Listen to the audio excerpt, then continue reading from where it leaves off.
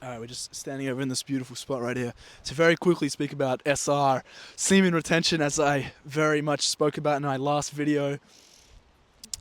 By the end of this video, you're going to know exactly why you need to be practicing semen retention in 2025, or else, quite frankly, I don't know what you're doing.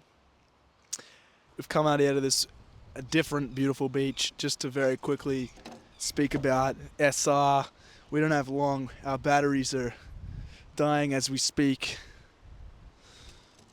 But let us cut to the back camera. This practice is something that literally no one knows about. I only learned about this last year and have struggled to properly put it into practice for about a year. It took me about 1 year to learn what I'm about to teach you guys.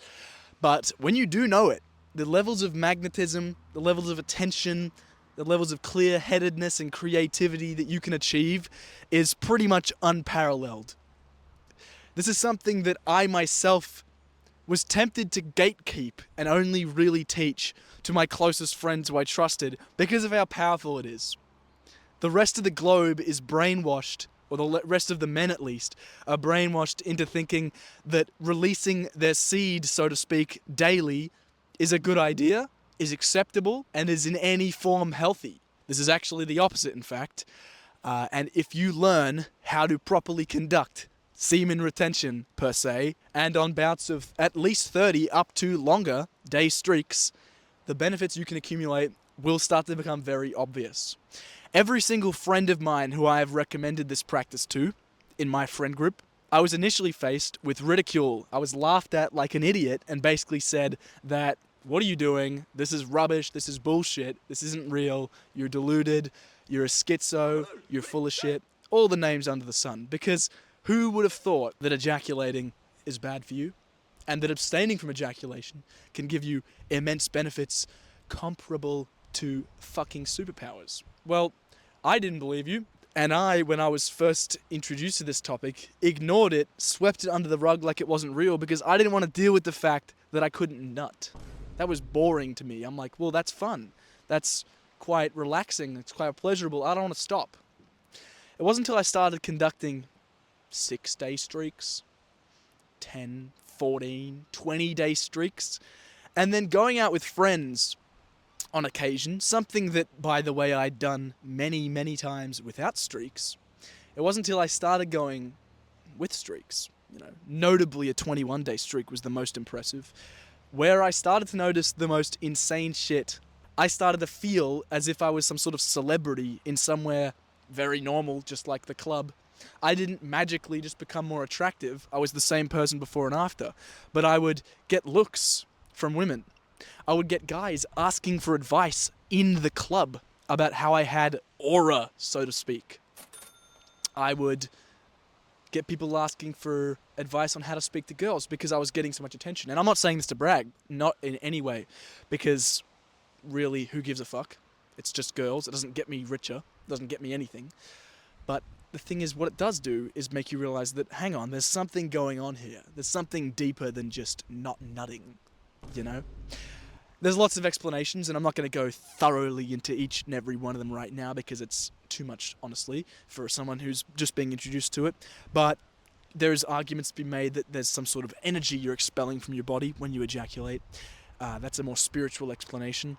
Or there's a more scientific explanation that when you do ejaculate, prolactin is released, which is a hormone, which is a process by which you are made to feel more lazy, to feel more obedient, to feel less adventurous. Because if you had just impregnated your wife, would you not want to be the sort of person that's then going to kind of laze around with her and provide for her in less of an adventurous sense so that you don't go and get killed? So that you aren't interested in other women? So that you'll be a good protector? Because if I was designing the human species, I would incorporate that exact process, that upon ejaculation, you are no longer inspired to go and do great things, to go and necessarily find other women to go and get with. And so, when you prolong these periods of time when you're not ejaculating, you start to signal to your body, hang on a second, I'm not successful with women. I'm not someone who gets girls. Maybe I should go and do something about that. And this is absolutely what starts to happen. The people I've introduced this to have gone from people who have no interest at all in going out in bettering their lives. And they begin to practice this practice, and they start to realize, oh my God, there's so much more I could be doing in life. I could be pursuing all these avenues of success with women, with money, with physique, all areas. And so it's a very transformative practice whereby which you start and then you begin to sort of become aware of all the areas you really need to improve yourself. And that sounds kind of daunting. It sounds kind of shit because it's like, what, I'm just gonna become, I'm gonna realize how much of a piece of shit I am? Maybe a little bit. Maybe that's kind of important to realize, like, okay, I'm not putting in the work in these areas. I need to actually improve myself.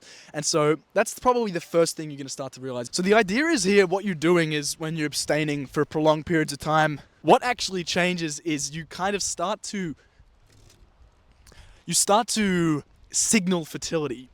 The body starts to put out signs that, yes, I am actually capable of impregnating someone. You know, I'm not just tricking myself into thinking I'm successful every single day.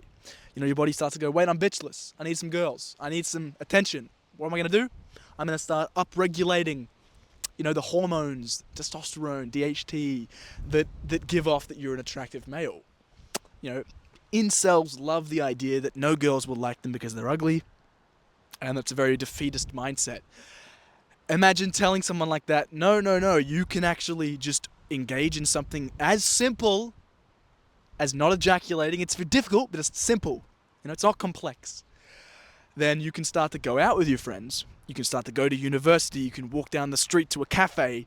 And if you are, you know, embodying the confidence that it starts to give you, you will start to get attention from people that you've never experienced before. You'll start to get looks. You'll start to get IOIs, they're called, which are indications of interest from women. And I wasn't a believer of this in any way at all going into this. I thought it was rubbish. I thought there's no way, you know, it's fake, no fap, whatever. I don't like to call it that though, because it makes it seem childish, rudimentary, pointless. It seems cringe nearly. Semen retention, SR. And so if this starts to become something that you sort of speak to your friends about, or even just to yourself about, SR, you journal about your progress, and you start to realize, yes, this is actually something worth investing your time into, you'll start to notice the benefits. It's inevitable, I guarantee you.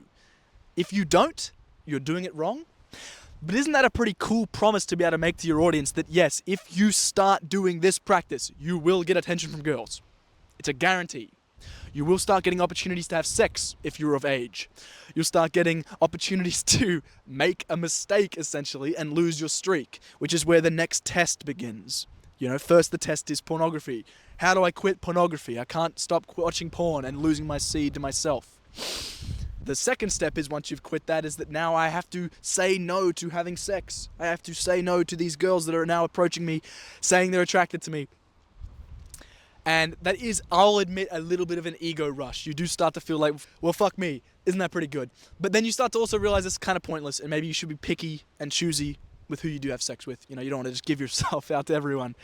But I think that's pretty exciting if you're someone who's never really done much. You've just been a basement dweller. Sorry, not sorry. You've been stuck at home with your mum, playing World of Warcraft every night till 5 a.m. Like, if that's you, and you've never felt the touch of a woman, and I can say here to you from the bottom of my heart, yes, if you engage in SR and you make an effort to go out, to embody the confidence that it gives you, then you absolutely will start to see the benefits, the consequences of the work you're putting in. You know, you're not missing out on all this pleasure you could be having from watching Pornhub. This pleasure you could be having from being a little monkey. You are gaining immeasurable progress in your life in areas you would not have even thought of. This magnetism from women, I can't explain why, but it starts to extend to other areas. You'll get magnetism from other men, not in a weird way, in an opportunistic way. You'll get magnetism from dudes who are coming up to you wanting to give you opportunities. People start to treat you nicer. You'll walk past and people will nod at you. People's dogs will come up and smell you. And you start to embody this energy that's very positive. And so, as a beginner, essentially the only thing you need to be told about this is that, yes, starting SR is a transaction. So every time you lose your streak, you're also losing the opportunity to gain immense magnetism. If you choose the other option and you decide to retain, you're gaining benefits, confidence, liveliness, maybe a little bit of masculine characteristics, that assertiveness. You'll get magnetism from women, opportunities from people in general. And it's a transaction. Every time you go, should I relapse right now? Do I feel, oh my God, I'm feeling so pent up and I really need to. You just got to ask yourself, okay, well, I'm not a fucking monkey. I have autonomy over my decisions here. Do I want to lose the benefits? And if you ask yourself that every time, eventually it might take you a few months, you are going to realize, wait, it's actually kind of easy. I can decide to not lose my streak because I'd much rather have the benefits and the magnetism by the time I go to this party that I'm going to, by this point, for example. And so that's basically all I wanted to say for now. We can definitely dive into more detailed accounts of how it works, how to maintain a longer streak, how to face relapses, how to avoid relapses, all those sort of things. But at first, I just wanted to introduce the idea of what it is, why you should do it, and that's all. So if you guys would like a part 2 to this, I will be making it whether you like it or not. So I don't know why I said that, but drop a comment as to whether you enjoyed this first dive into SR, and I will be making more very, very soon. I think I will be making about one video a week on it, 2 videos a week, so the other one will be on something else. One will be on SR. But thank you for watching. I am Jet. That was all.